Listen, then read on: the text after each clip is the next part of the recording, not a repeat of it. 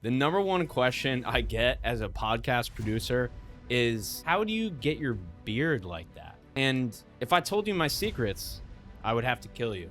But the second most common question I get as a podcast producer and now owner of a podcast agency is, how the hell do we make money with this thing? So let me tell you. There are 4 common ways to monetize a podcast.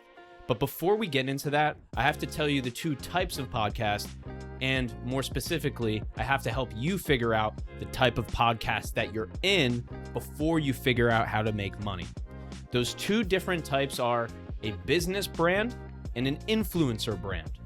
With a business brand, the podcast is part of your marketing. The podcast is not your business. It's part of the marketing or sales or business development function of the business.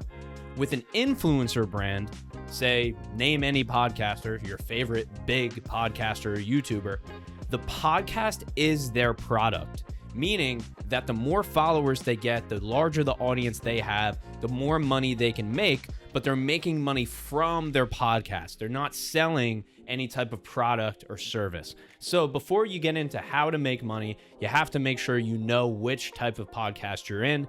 And today, these examples are going to apply more to the business brand. This is for somebody that already has a business or working within a business and wants to use the podcast to develop more business leads and even an audience. That works too. But today, we're focusing in on podcasts as a function of your business. The first way that podcasts make money is the most simple way, which is through affiliates. That means that you have a code through a company that you use probably every day. Maybe it's your CRM. For us, it's Folk CRM. That's the CRM we use. I have a specific link that if I send to you and you end up buying that product, I get a percentage of that. So that's the easiest way for business owners to do this. The pros of affiliates is that it's really easy. It doesn't require that much time. It's just one link. But the con is it is taking away from anything that you're trying to sell. And also you have to have that link everywhere for it to work. And finally, you need a large quantity to really make any money. I'll also share with you how much money I've made. I make hundreds a year, maybe pushing into the thousands a year with our affiliate codes. This is actually a screenshot, if you're watching on the video version, of the payments that I've gotten. So a lot of times the affiliate commission that I get for any product or service that I have an affiliate link with typically would just cover the cost of using that product or service for the year. I'm not really in it to make thousands and thousands of dollars because I have a business to run.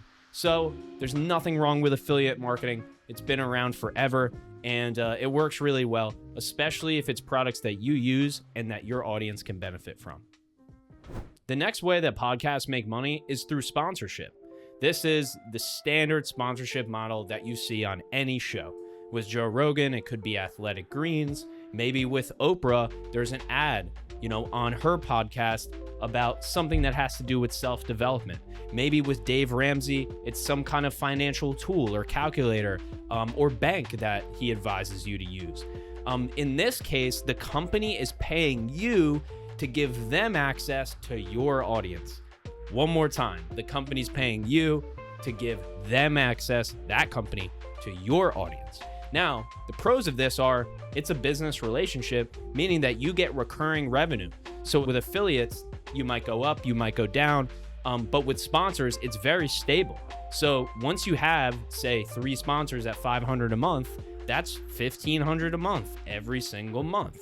But the cons of that are, number one, you're on the hook. If this sponsor says, hey, you can't talk about that, that's my competition. Now they're trying to censor what you're saying on your own podcast. That could be a problem. The other con is now you've just created an entirely new business, which is selling sponsorships. So just like anything, if you're selling, there's going to be a business around it, whether you want that to happen or not. So the problem with sponsorships is it's a lot to get them in the door. You constantly have to increase the views to keep them to stay, or at least keep the views the same. And then also, it's going to take away that time from selling your product and service. So if you need more revenue, I would not get sponsors. I would continue to push your product or service. And you could see this. If it's a really small company, small podcast, small audience, and you're trying to get sponsors, that probably means that your product or service isn't that good. So you're trying to get around promoting that to try to promote somebody else's service. If you're at the top of the game, you're, up market in top 10, top 100 companies in your market, and you do have an audience, I could totally see sponsors making sense, or even a group of sponsors that all make sense together. If you're a construction company, you may have a CRM for construction companies, or you may have some kind of software that other construction companies can use. And in that sense, it really may make sense to have sponsors, but in this case, mostly only at scale. If you're still trying to scale up, whether that's a product or service, I would continue to be your own sponsor. The next way to monetize a podcast is by selling your own products and services. Sounds great, right? That's because it actually is pretty good. Before we get to the fourth one that nobody really talks about, we'll touch on this one, which is this is what we're doing right now. You may be watching this video. You may be watching this clip. You may be listening to this on audio. We don't have any sponsors on any of this material. I did mention a couple of the affiliates, but you'll notice that none of those affiliates have an ad spot that pops up in the middle of the episode. That's because we are our own sponsor, because we are a growing agency. Sure, we have a lot of clients, we do a lot of great work, but we're still trying to grow this thing. So I don't see it making sense, at least at this point in time, for me to bring on sponsors that are going to take up your time. I would rather promote our own services. So selling through your own podcast, that's the way our clients do it. We actually use podcasts as content that brings prospects to you. So our clients post their podcast clips. For example, on LinkedIn, we've designed that podcast and those clips to bring them clients. And that's how our clients make money with their podcast. The last thing I'll say when it comes to selling your products and services on your podcast is never seem desperate. Do not seem desperate. You'll notice that I bake in what we do into this video, but ultimately you're gonna come out of this video with 4 ways to monetize a podcast. I did not create this video to try to sell you on my stuff, because if you want the stuff, then you will use the links in the show notes to try to figure out how to get there if you want it, right? You need to build that know, like, and trust factor. So that's the caveat on the sales side. If you're using your podcast to promote your services, do not seem salesy, do not seem desperate. Everybody can tell if you are. The last, most controversial way to monetize a podcast is to charge your guests money. I know, crazy. A lot of people have a lot of problems with that strategy. People have also said certain things about this strategy when I've gone and promoted it. People in this industry, they seem to, get their pennies in a bunch when I talk about this. Here's the thing. I don't care how you get money. I really don't. It doesn't matter to me. If it's a legal business, you're good. I don't mind. I'm not the arbiter of truth. I'm not the government. It doesn't matter. Also, this is a completely legal way. Also, it is a service, right? So what we're doing here when we charge our guests is we're saying, hey, if you want to be a guest on this podcast, great. We're going to market the episode. We're going to promote the episode. We're going to run ads on it. And you're going to be a guest in exchange for getting access to our audience. So this is something that a lot of people do.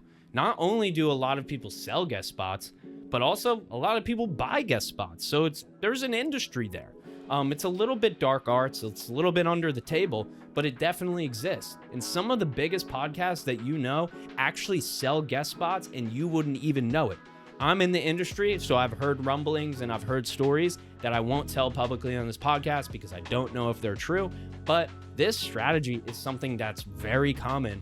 And you're probably not going to see it happening on the outside until you apply for that podcast and they say, hey, you got 10 grand, because that's what it takes to be a guest on this show.